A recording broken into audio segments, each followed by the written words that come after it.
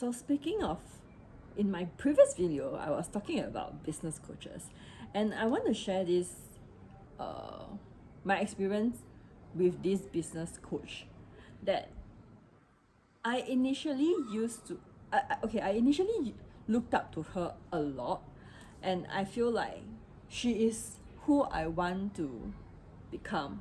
Like, I want to be able to be as authentic as her, be as candid and carefree as her while I run and build this body of work.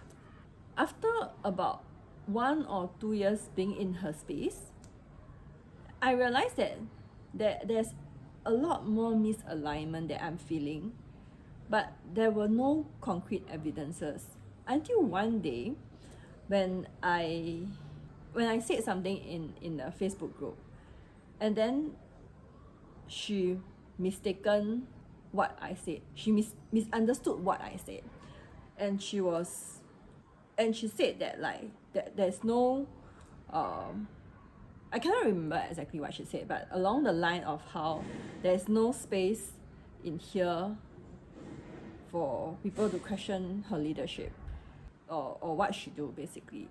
So I get it that when it's kind of like, because this is her Facebook group, and like, for example, if you come to my house, I'm not interested in your feedback telling me that my sofa should be a certain color, or my windows are not correct, or like how I'm not interested in your feedback in how my house should be like if you're coming to my house.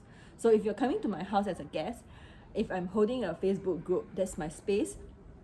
I fully understand that how when she said that there's no space, or like she have like there's no tolerance for people to question her leadership, I completely understand that.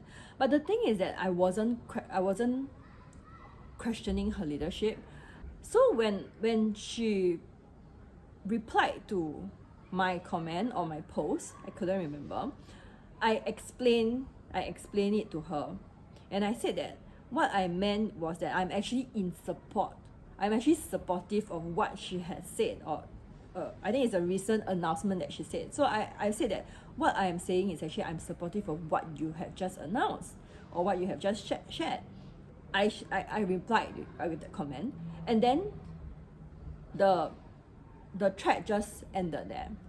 So when I reply with that comment to say that, hey, you misunderstand or you misunderstood what I have said, a lot more other members jumped in and said that, yeah, we get, this is exactly what you are saying, and they were speaking up for me and saying that, like, yeah, I get that, that's what you meant. And they will tell her that, oh yeah, that's what I got from her. She's not questioning you, she's not questioning your authority, she's not questioning your leadership, she's actually supportive of what you have announced or what you have shared. But this business coach just radio silence, and I realized that is something that makes me lose respect in someone, because previously I have a few past experiences with in a way quote unquote authority figure, someone in a leadership position, whether is it a boss or a coach or a mentor, and they just refuses to say something as simple as, oh, I misunderstood what you said, or I misunderstood what you meant. I think a simple question like this allow people to build more connection and to like, okay, you know what, like, it's fine, you know, like, there's miscommunications happens all the time, and it's okay. But when someone refuses to acknowledge that, like, oh, it's a misunderstanding, oh, I thought that was what you said, I'm like, hey, I'm sorry, I misunderstood that, I misunderstood your intention. And the thing is that it's not even, you don't even have to say the word sorry. Like, so personally, I think I grew up in a environment whereby in my family, we don't usually say sorry. It's very strange, and so I grew up with that habit as well of not really saying sorry. But I'm getting better now. But it's just that I think the word itself is not really the main point. The main point is acknowledging that this happened. Like, hey, it's a misunderstanding, you know.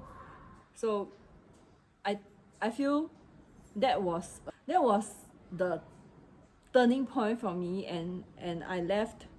I don't think I left the group, but I stopped participating in that group. Like before that, I was very into the group. I got a lot of value from coaching others in the group. I got value from other people coaching myself. So since that incident, I stopped participating in that group, and it got me thinking about how, like, she's definitely not the only person. Oh yeah, she's not the only person that I know of that is a coach or a mentor or someone in the leadership position that leads kind of like a double life. Like you say one thing and you actually do the other thing.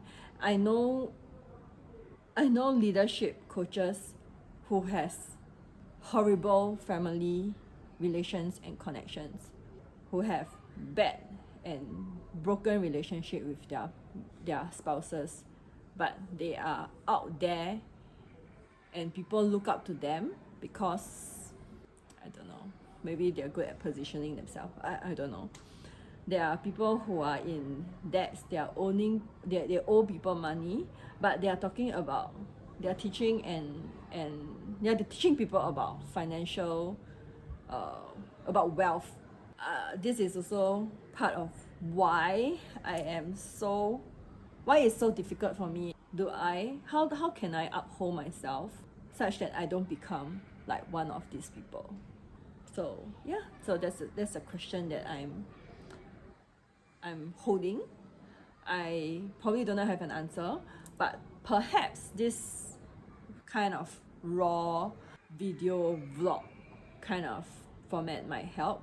Like people can actually see who I am without putting up a performance.